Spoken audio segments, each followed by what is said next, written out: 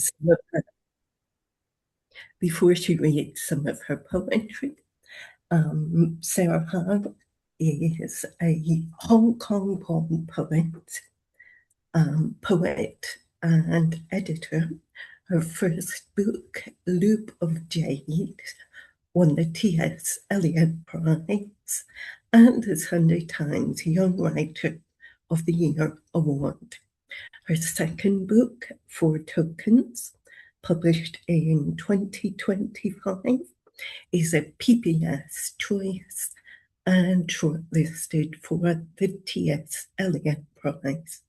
Previous honors include fellowships from Harvard University's Radcliffe Institute and the Civitella Ranieri, excuse my pronunciation, Foundation.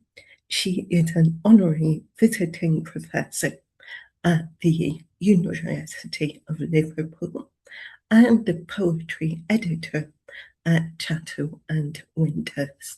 So welcome, Sarah. Very happy you could be here. If you'd like to start by reading us some poetry from your latest collection. Thank you, Helen, and Nicola and the whole team. It's a real pleasure to be here today. I think all of the names in the chat pretty much look unfamiliar to me. So hello, everyone. It's lovely to meet you. I'm going to read a few poems from Foretokens this lunchtime. And I thought I'd start with this little sonnet, but it's the sort of sonnet that rhymes me with time. When my son was 2, there was a spell when I suppose many children coming into language start by referring to themselves in the third person by their name. But even more muddlingly than that, he mixed up you and I, which makes a sort of sense, I suppose, if you think about it, that everyone would call him you, and so he was you, and everyone else would refer to themselves as I, so they were I. Eventually, he did get round to this. And this got me thinking all about perspectives and the different places that we stand in the world and how that changes our viewpoint on things. And so I wrote this poem, which has a bit of astronomy in it as well. Parallax, after Neruda, Sonnet 17. For a few months around 2.5, you mixed up you and I. Poems, of course, do it all the time. I'd say, wait, you need your hat. And you took that you as a fixed star to navigate by, not knowing yet how stars, according to the position of the viewer, shift in the sky. It would take me a moment to adjust, and your face in that glitch of light delay took on the disconcerting air of telepath or scryer deep into my heart, young and ancient at once. You want milk, do I? Or one performing the toddler Jedi mind trick with a finger twitch. I come here, an entreaty in your mouth, waiting for the other, me, to step through into the rippling mirror world and embrace you whole again. Things you'd rather not know, children show you in yourself. Viewed from Earth, stars trace nervous loops. How time would crawl and race those early days, our worlds still so intertwined. Your face was mine, your head nodded into sleep, and my eyes closed.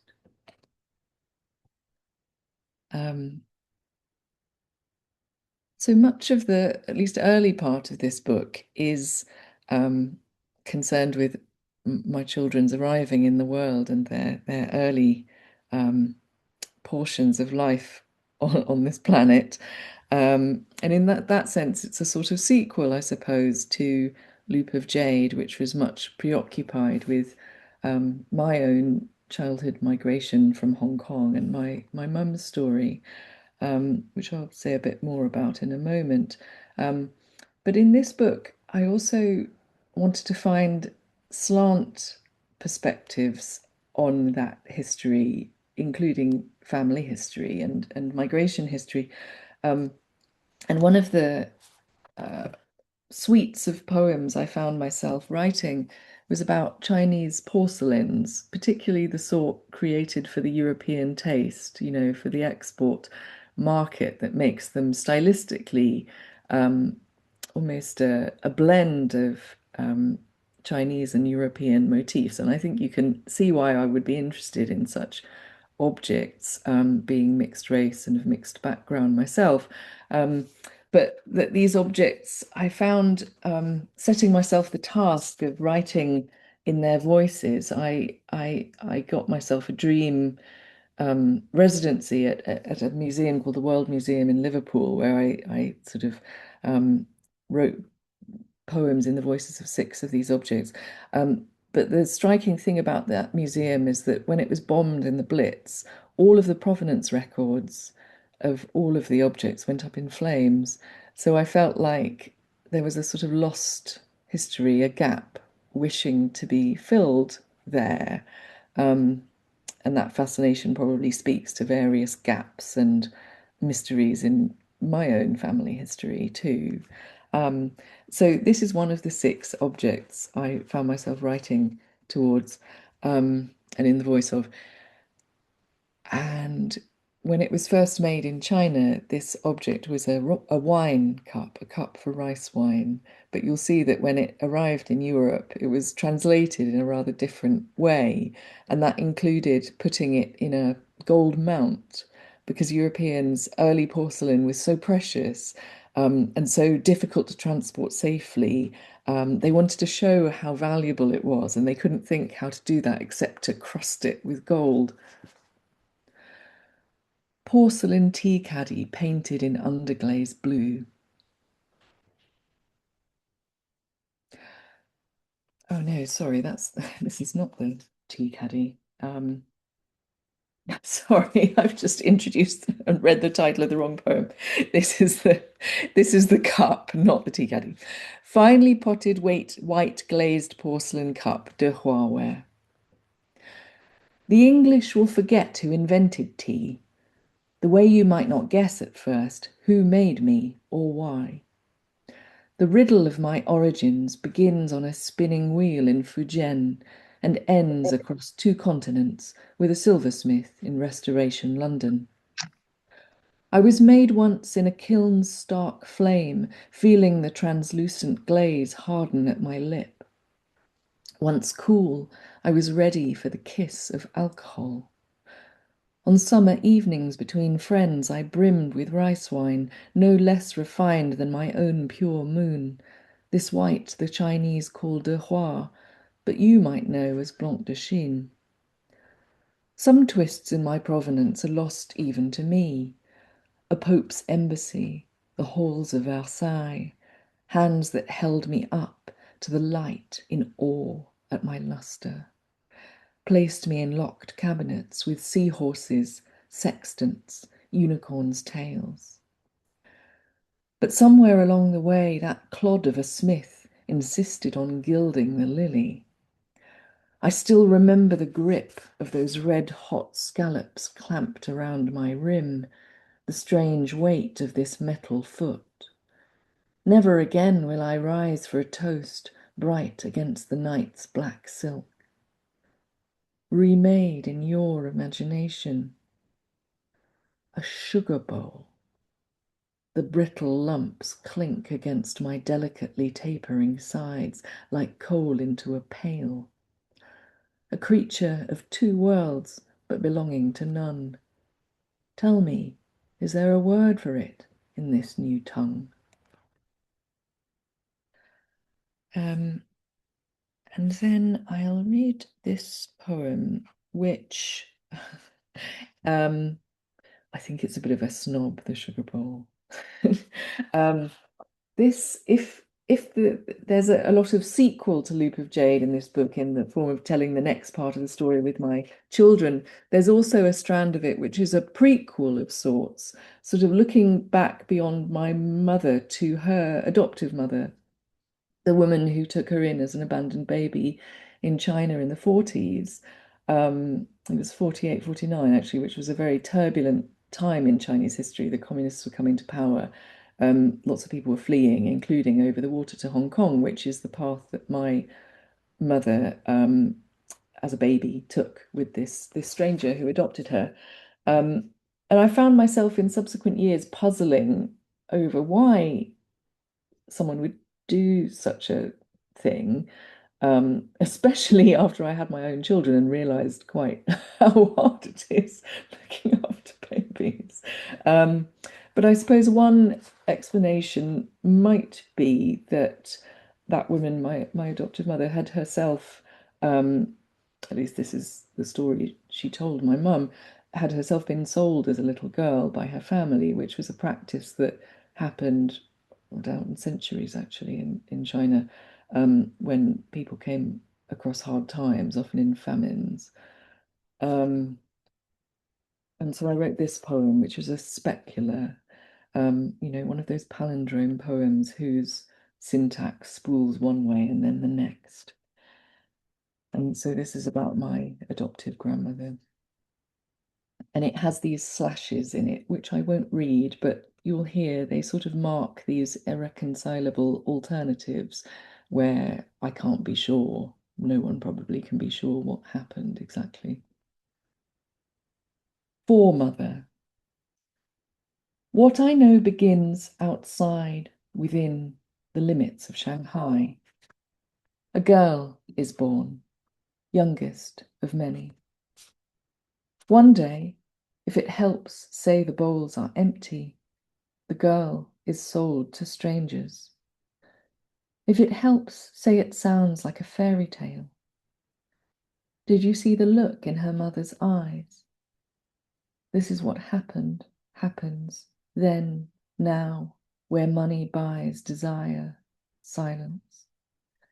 If it helps say her mother was dead, what she went on to live, what she became, you can imagine. Imagine, can you, what she went on to live, what she became, if it helps, say. Her mother was dead desire, silence. Where money buys then, now, this is. What happened, happens. Did you see? The look in her mother's eyes, if it helps say it sounds like a fairy tale. Sold to strangers. The girl is, if it helps. Say the bowls are empty. One day, a girl is born, youngest of many. The limits of Shanghai, outside, within, what I know begins. And then I'll read just one more poem, which isn't actually in the packet that I sent through for Well-Versed, so I hope it's not too unfamiliar, but this is called Eve's Dream, and it's an elegy of sorts, I suppose, for a friend of mine from university who died awfully young. He was in his 30s when he passed away. And I wrote this poem before he died, actually, and showed it to him. So it wasn't a certainty that that was how things would unfold at that point. But I suppose it references bits of Milton. We were at college together in Cambridge at the same college that Milton had been at as an undergraduate. He was universally loathed by his fellow students because he was a bit of a prig. But there's a college legend that there's a mulberry bush in the garden, mulberry tree, actually, it's pretty massive, that the story goes that Milton wrote Lycidas, his famous elegy for a young friend, fellow poet, who drowned. This legend is certainly not true, since scholars know that Milton went home to London and was at his parents' house when he wrote Lycidas. Do I need to say anything else? No, I think it's all in the poem. Eve's Dream. Last night I dreamt about the Fellows' Garden.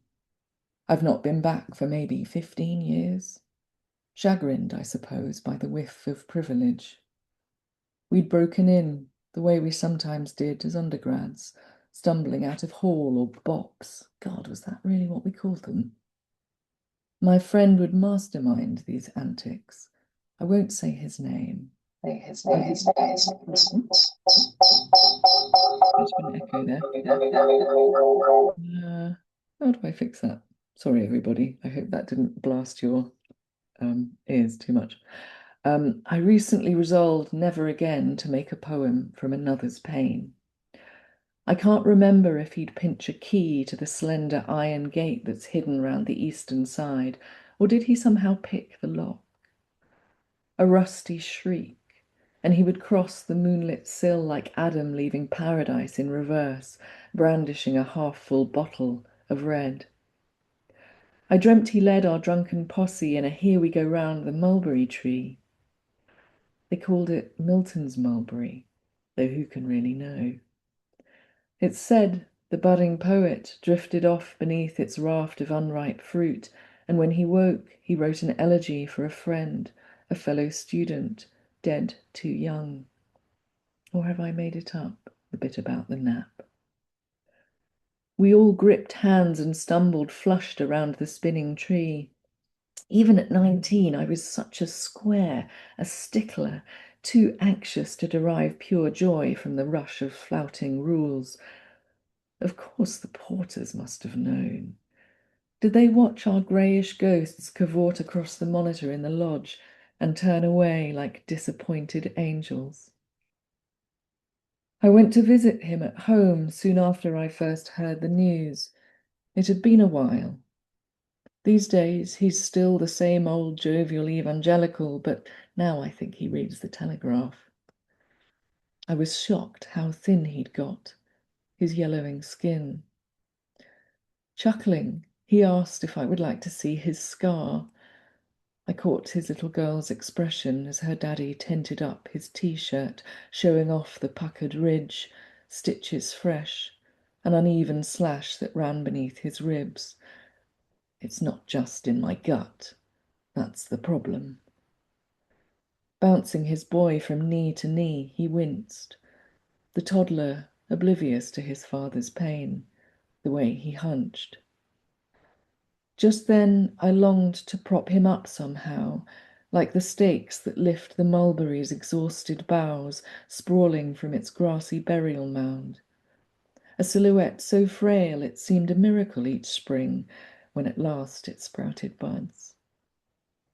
The first draft of this had some awful line about the tree that let in suffering to the world. I can hardly bear to think about it now. When they sat down to eat, I made to leave, not wanting to outstay my mealy-mouthed excuse for dropping by, a cup of tea. As we hugged goodbye, I thought his tired face betrayed a flicker of the teenage him, lit-up grin, the one he wore those nights, the walled gardens spilling doubtful shadows, his one white shirt unbuttoned at the neck, black tie nonchalantly slung. His feet were bare and wet with dew in the slowly gathering light. Thank you very much, everyone. Looking forward to having a chat now with Helen and the rest of you.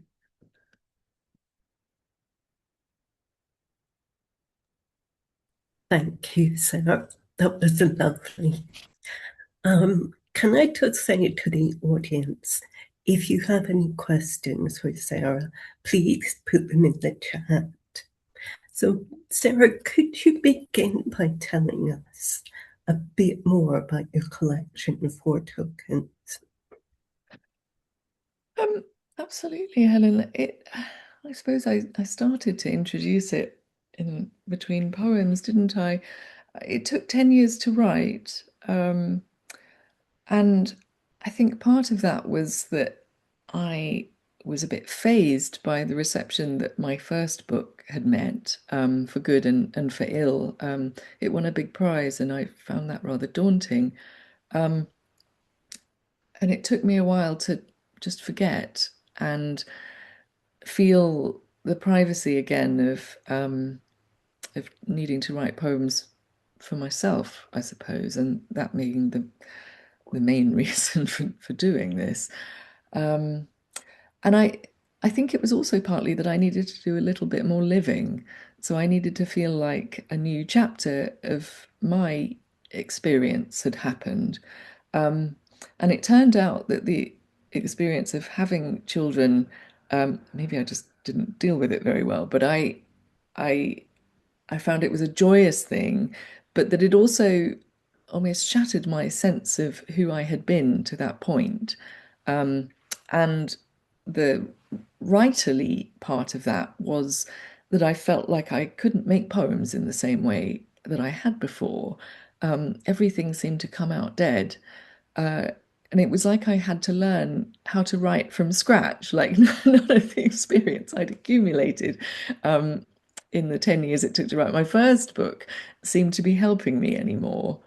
Um, and the resulting poems, I think there is obviously a thread of continuity, not least of narrative, I suppose, with my first book. But in other ways, the poems are so radically different a voice to what I'd been doing before. There's a lot more mess and unresolvedness and a long prosy line that comes in often.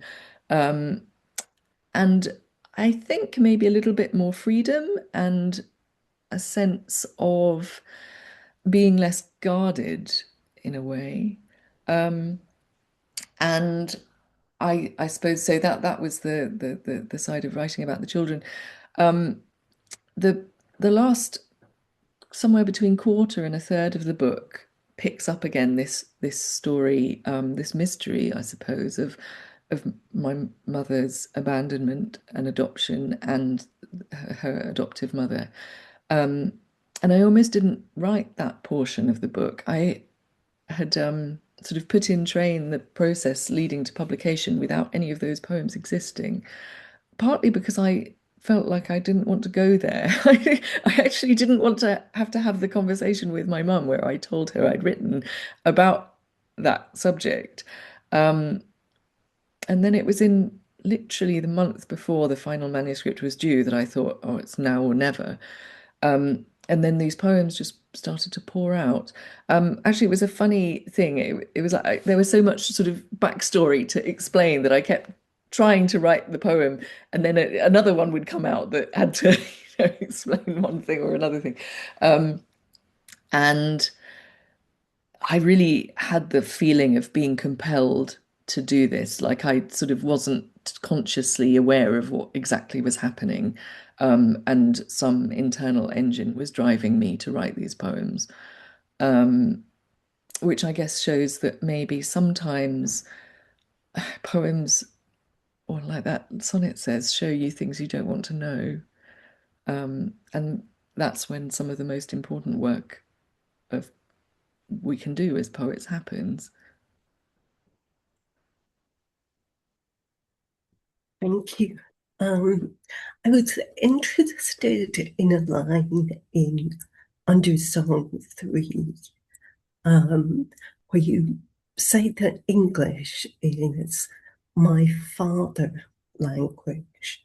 You've been talking about your dual heritage. Do you feel you've lost anything by not speaking your mother's language? That's a great question, and I suppose that's the tussle at the heart of that poem, Under Song 3. Maybe I should have read it today. Though I like reading that poem in a big echoing hall where I can really belt it out because it's got so much play on sound. Actually, I think my favorite experience of that poem has been reading it on stage in Germany when it was then translated immediately afterwards. Sorry, it was the German translation was read immediately afterwards, and it was almost better than the English actually, because there's all sorts of puns on muttering and mother tongues, which were just brilliant in German. Um, and so I suppose it is a poem that thinks about the sort of Babel of our modern world and the internal estrangements that people like me experience who move between cultures and maybe lose parts of the heritage they might have assumed would be built in, including entire languages, among other things. Uh, so my father language, English, is of course a pun on a language that's somehow farther or further off. What does it mean to have a language that's a birthright or a mother tongue or and so on. I guess I was also thinking about English as a colonial language, and that story is part of why I think I ended up speaking English rather than my mother's language, Cantonese. I did at great pains learn Mandarin in my 20s, partly because it's easier to study at university than Cantonese, which is very much a dialect and is not widely taught. I've made many abortive attempts to learn Cantonese in a more formal way through my adult life, but somehow I've never been able to do it. Though I do still recall the baby snippets of Cantonese that were part of my childhood. So to answer your question about the losses, I think there are obvious losses, but what that poem is doing is wondering about whether there are any, well, not gains, but any more positive ways of spinning this, I suppose, that Babel echo chamber is maybe a space of play too. And so I do think that maybe part of my origin story as a poet is growing up hearing a lot of the time Cantonese being spoken ambiently around me and having no idea what was going on. Except I did also have an idea what was going on. So that place of understanding but not understanding, I think has led me to a poet's fascination with language rather than like a novelist's, say. Thank you. If I could ask you one more question about the poems that you've read out. You read it's a poem about the relationship between you and your child, when your child got you and I confused. You've also written about your relationship with your mother in that lovely poem about laundry and your arguments about laundry. Do you think there's enough of these female relationships and female lives in poetry? And if there isn't, do you think there are any solutions to that? Um, This is a question dear to my heart that there has obviously been in recent years a wonderful flowering of poetry about mothering and motherhood, when I suppose it's striking to recall the snobbishness around that subject matter in really very recent historical memory. Um, and actually, I think that snobbishness does still come into play a little bit in the reviewing or not reviewing of these books, even though they have clear and demonstrable readerships. Liz Berry is beloved. The Republic of Motherhood became a sort of anthem, partly because of its sheer unfamiliarity. Like nobody was writing about such experiences. With my hat on as poetry editor at Chatto, I've been working for the last year and a bit on Helen Mort's new collection, which is called Stepmother, and charts her experiences of being a stepmother to her partner's teenage children. And I can't remember that subject matter ever being in poems before, or not in a substantial way that grapples with the tensions and um, fascinations of what happens when families blend or, as it maybe, collide in that way. But it's such a, pervasive part of our modern societal experience, and yet it's just not in the poems that are being the books being published. A hobby horse of mine is that I really think that um, female experience of middle age, and I suppose that's the next phase of life I'm entering on myself, is hugely neglected and denigrated and not published and not reviewed. The poet I published as the first debut I brought to Chatto, Karen Down Spartan, was in her 60s when that book came out last year. And I blow the trumpet every time I can for Minx, her debut. But I do feel like there was a sort of uh, a reluctance to pay attention to a debut author who is a female and publishing as a grandmother. I think that there are still really strong lines of prejudice that in lots of ways are not acknowledged and um, not even conscious. So you've just mentioned that you are a poetry editor. For the poets in the audience, and I'm sure there will be a few, could you tell us what makes a good poetry submission or a good entry to a competition? And are there any common mistakes that you see that people might wish to avoid? Mm. Well, I suppose back in the day, I used to have more experience of judging submissions of single poems for competitions than I do now, and I suppose I think that's a slightly different business to what I'm looking at in submissions when I'm considering whole manuscripts. And I do generally want to see an entire manuscript. I don't even find samples quite enough to work with, honestly. Um, the competition poem, or maybe the magazine poem, is a peculiar creature in as much as you almost have to freight everything into that poem, and it has to be a bit of a soapbox, I suppose, for your work. Which, I mean, I sometimes call them bangers when we're working together, poet and editor. They're almost like the singles often that you get in a book, but you sort of don't want a music album that's all singles, do you? Because that's not a satisfying structure. You you also want quieter poems and poems that don't necessarily give up everything at once.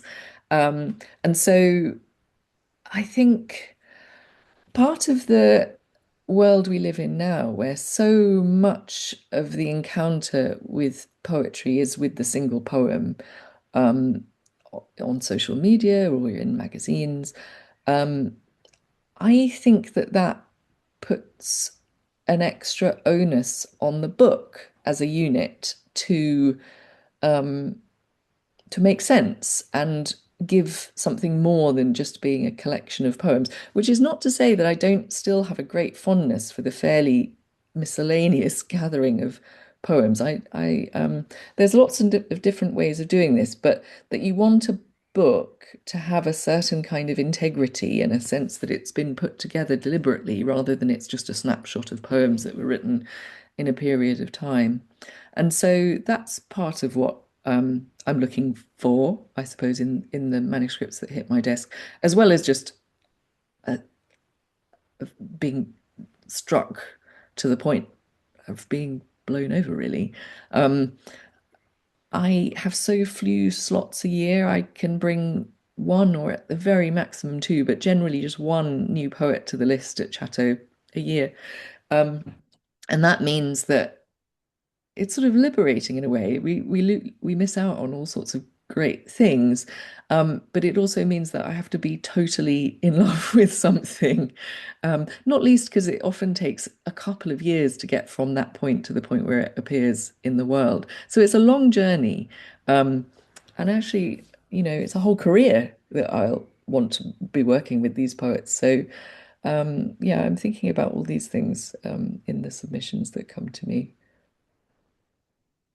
And do you have any advice for people in the audience who would like to write a collection or be published? Do you have any?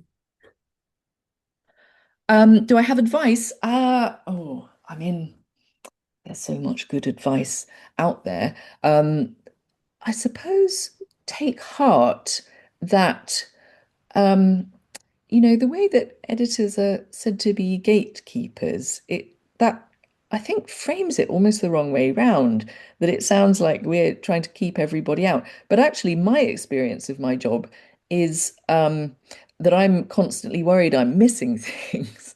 So I'm very actively going out into the world, subscribing to magazines, buying pamphlets, going to readings, um, going to as many events as I can at any given festival.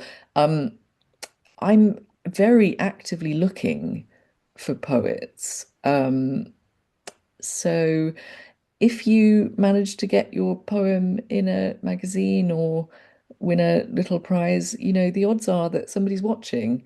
It might be me or it might be another editor, but those are the places that we look um, for work. And yeah, um, I'm not sure if that's great advice. Um, Maybe what I was saying before about my own experience of finding it incredibly inhibiting, the sense of other people watching and, publishing poems as something that actually terrified me for years. Um, that yeah, you really need to forget about that if you possibly can and do it for yourself and for what it gives you and what it shows you about the world and lets you pay attention to this beautiful world. That's what it's for. And I suppose that's what I try to remember myself. Thank you. I think that's really good advice, actually. We got some questions from the audience. Gail says, I've written poems about family members, love, and loss. How have your family received the poems you published about them? Um, Sorry, I'm not sure I totally understood. Would you mind? Um, The questions in the chat, Gail says, I've written poems about family members, love, and loss. How I have found it. Yeah. your family received Oh, the got it. poems you Yes, got it, published got it, got about it. How them? of my family, right? Uh, um, well, I suppose maybe the most pressing answer to that question is what happened when I showed the manuscript to my mum, and it's not a very satisfactory answer, I suppose. Um, that I'd felt an obligation to show the manuscript of both my books to my parents. Well, Loop of Jade, I showed to both my parents when my dad was still alive. And I was actually most worried what he would think, um, because there are various sort of ciphers of him every time there's a tyrannical man, or emperor or whatever, or woodcutter in the book. It's a sort of face of him. And I was very relieved when he sort of seemed to approve. I'd even post-itted the ones I was concerned about. Um, I do wonder in retrospect if it was because he never read it. And I think that, yeah, shows maybe the delicacy of my dad that he could have at times that he just knew when not to go there. Um, my mum said of Loop of Jade that it was like watching a film of her life, that was being played by an actress, which made sense to me, I suppose. Um, with this new book, she's very interested and solicitous and concerned. She sort of says things to me like, "Oh, how is it selling?" And "Have you found a publisher in the US yet?" Because she wants to be supportive. But we've also not had a direct conversation about the poems that touch on her or my grandmother. I think it's just too hard for my mum to have that conversation with me now. So, I mean, maybe it will happen down the line. But I think she wants to find little ways of showing me that she, is not angry.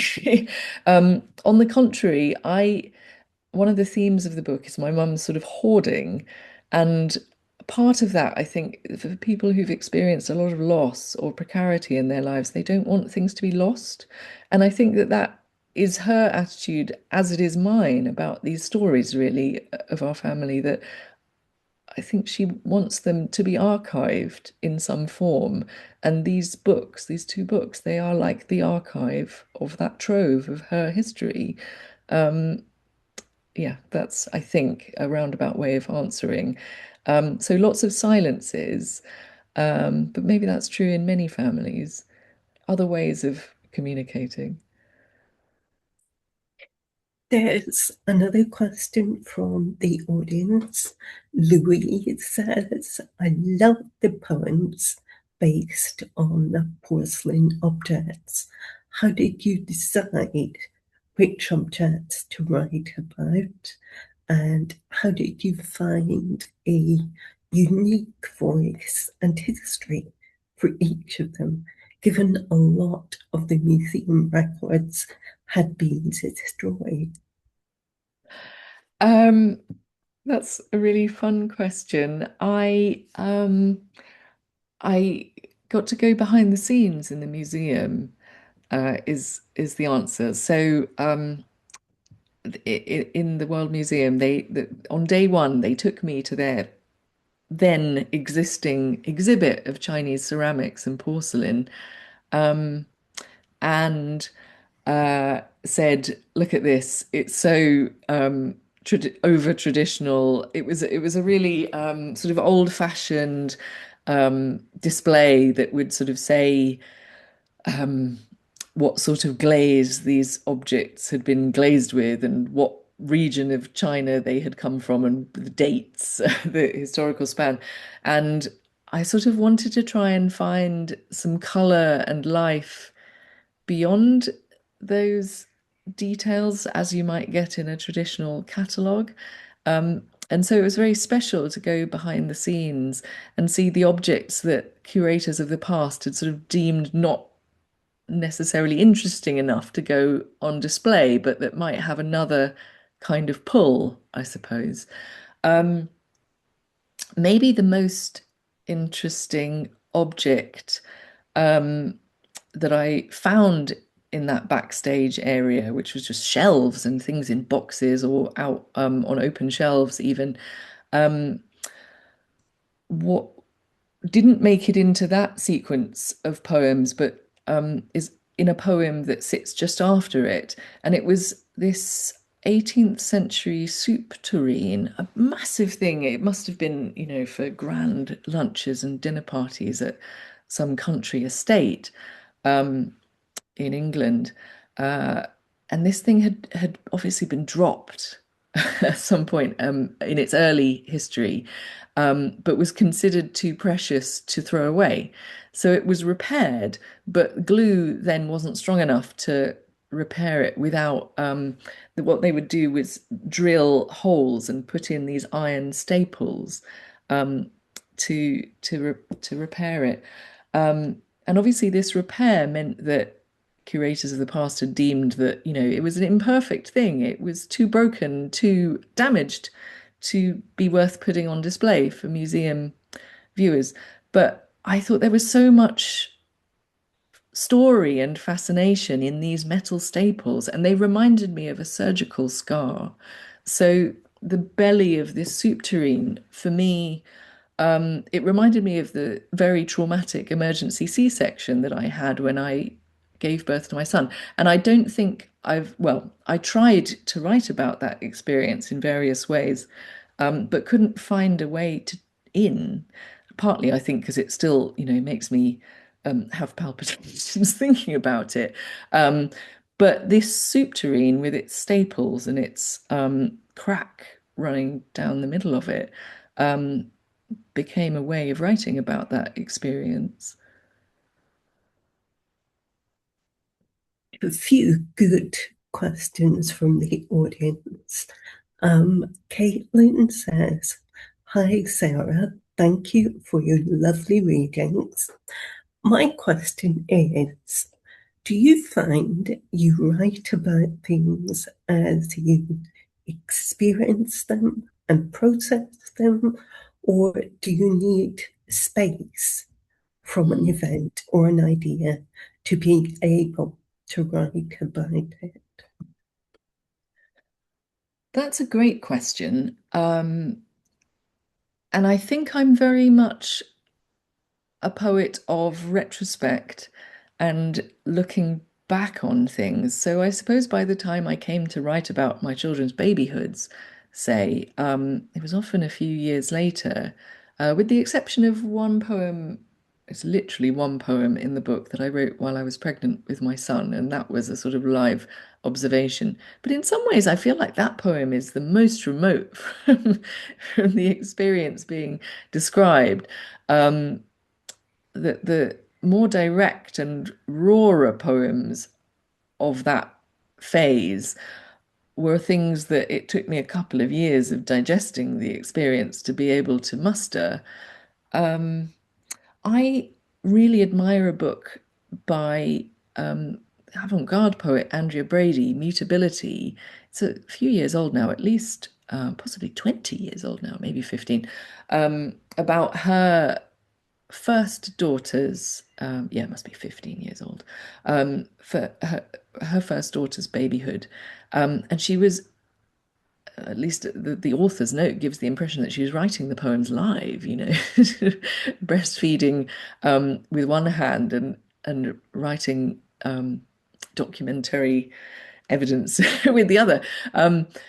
And I suppose I aspire to become more like that sort of poet because I always worry about the flux of experience, its uniqueness and its peculiar contours being lost to me if I don't make notes. And I suppose my compromise is to jot things on the notes app on my phone when I feel like there's something so precious that it can't be lost to the flux. Um, but that I'm not quite ready to drop everything and sit down and write a poem. So yeah, that's the new version of the notebook I used to keep, I suppose. And yeah, it might take me a long time to turn those jottings into poems. Um, but you need to feed the compost heap of your creation, don't you? Philippa has a question about the undersongs. She says, "I'm really intrigued by the undersongs. Can you tell us a little bit about them, how they link to each other, and what prompted them? Did they form in connection with each other or separately?" That's a really good question, and one that is so almost half buried that I think it's probably not evident on a first read through of the book, even. Maybe I made my structural principles too obscure. But I really enjoyed writing those undersongs. There's, how many of them are there? I suppose there must be five. Uh, because I'd been writing these very direct and, in some ways, exposing poems from my personal experience and life, I felt like there needed to be some other element in the book that would be more oblique and playful and give up its secrets more reluctantly. And that's where the undersongs came in.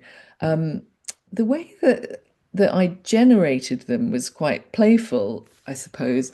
That there's another sequence. Foretokens is a book of many sequences, so it was difficult to structure, actually, to know how to um, put them in relation to one another.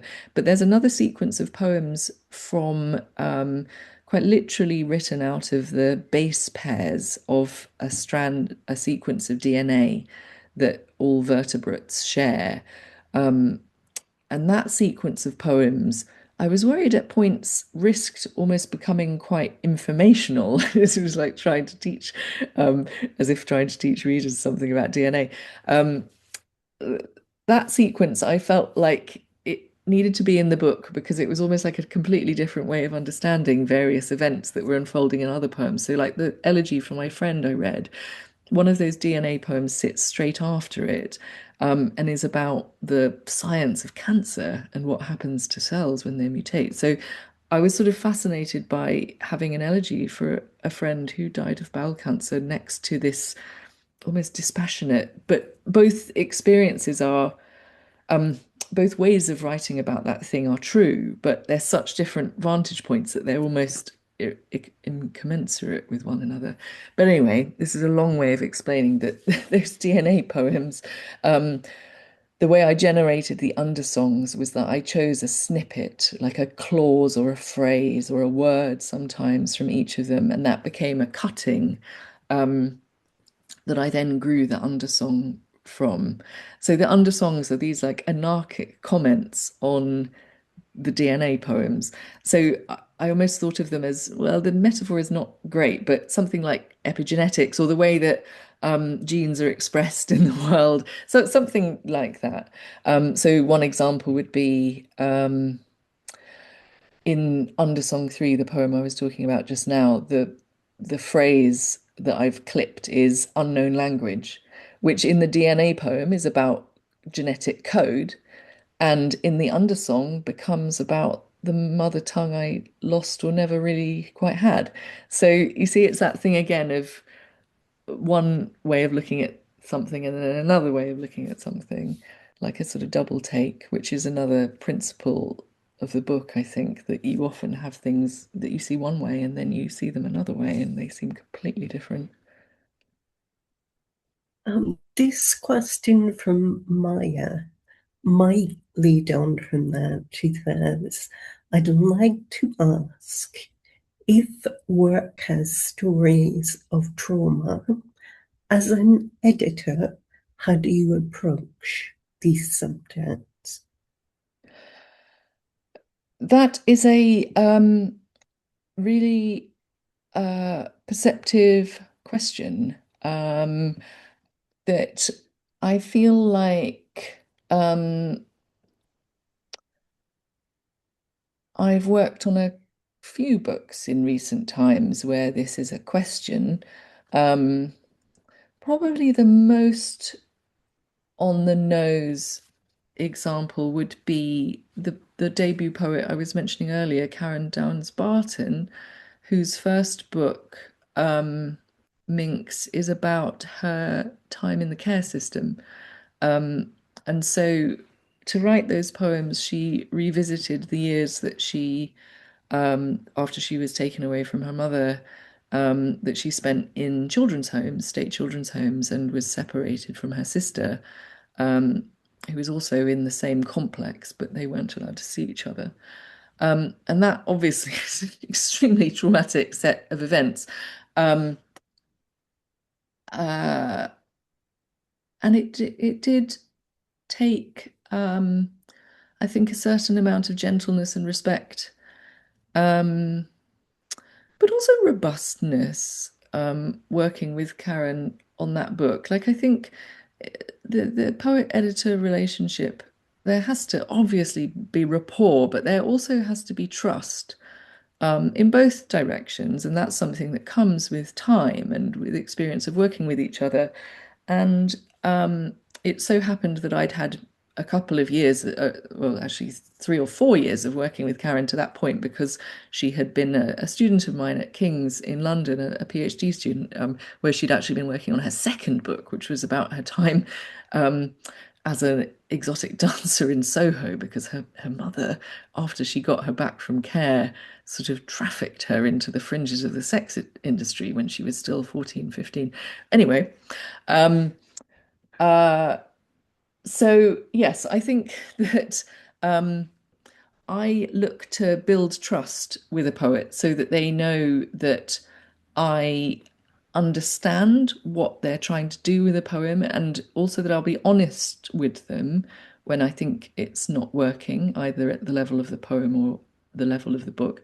Um, and I trust the poet often, that I find that I'll raise a problem, but I'll put it in terms of a question because the solution that the writers I work with come up with is often so superior to what I would have come up with. So I'll sort of say, I don't think this is working, but I don't want to prescribe what we should do about it necessarily. Like, I don't want to say break the line here. I mean, sometimes I do say that instead. But yes, so trust in both directions, and that's especially intense when working with poets who've had trauma in their backdrop. Actually, I don't think it really struck Karen the immensity of what she'd done writing that book until she began reading from the poems in public. That was the moment that I think she started to find it hard. And yeah, I was there for conversations with her about that. Unfortunately, I think we're running out of time. It's been lovely talking to you, Sarah, and hearing you read your poems.